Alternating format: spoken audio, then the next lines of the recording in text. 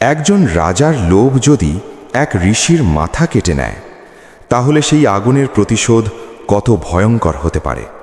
কিন্তু এই গল্প এখানেই শেষ নয়। এই গল্প শুরু হয় এক অত্যাচারী রাজার সময়। অনেক অনেক বছর আগে ভারতের এক শান্ত বনাঞ্চলে বাস করতেন এক মহান তপস্বী, ঋষি যমদগ্নি। তার আশ্রম ছিল সাধারণ, কিন্তু আশ্রমের ভেতরেই ছিল এক অলৌকিক বিস্ময়, কামধেনু গরু, ইচ্ছা পূরণের দেবী গরু। যার যা প্রয়োজন সে মুহূর্তেই তা দিত। একদিন এক শক্তিশালী রাজা, কেউ বলেন কার্তবীর্য অর্জুন, তার বিশাল সেনা নিয়ে আশ্রমের কাছে এসে অতিথি হল। ঋষি যমদগ্নি অতিথি সেবায় কোনো কমতি রাখলেন না। কামধেনুর সাহায্যে তৈরি হল অন্ন, ফল, মিষ্টি, পানীয় সব কিছু। রাজা বিস্ময়ে হতবাক, আর সেই বিস্ময়ের মধ্যেই জন্ম নিল লোভ। রাজা ভাবল, এই গরু যদি আমার রাজপ্রাসাদে থাকে, আমার শক্তি আর সম্পদ সীমাহীন হবে।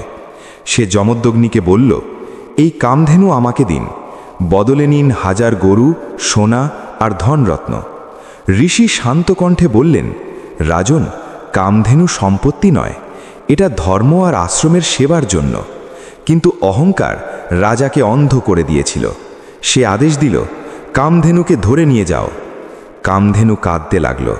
আশ্রমের বাতাস ভারী হয়ে উঠল।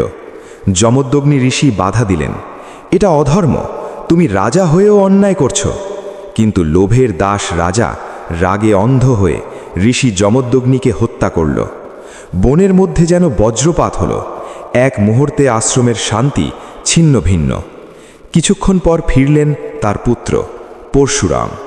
তিনি দেখলেন আশ্রম ধ্বংসস্তূপ, কামধেনু নেই, আর পিতার নিথর দেহ।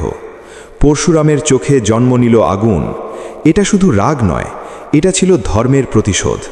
তিনি শপথ করলেন, এই অধর্মের অহংকার আমি চূর্ণ করব। হাতে তুলে নিলেন তার ভয়ঙ্কর অস্ত্র পরশু। ঝড়ের মতো ছুটে গেলেন, রাজাকে ধরলেন। ভয়ঙ্কর যুদ্ধ শুরু হলো।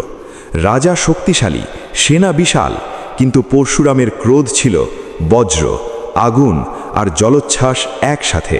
শেষ পর্যন্ত রাজা পরাজিত হল। কামধেনু ফিরে এলো আশ্রমে। কিন্তু এখানেই শেষ নয়।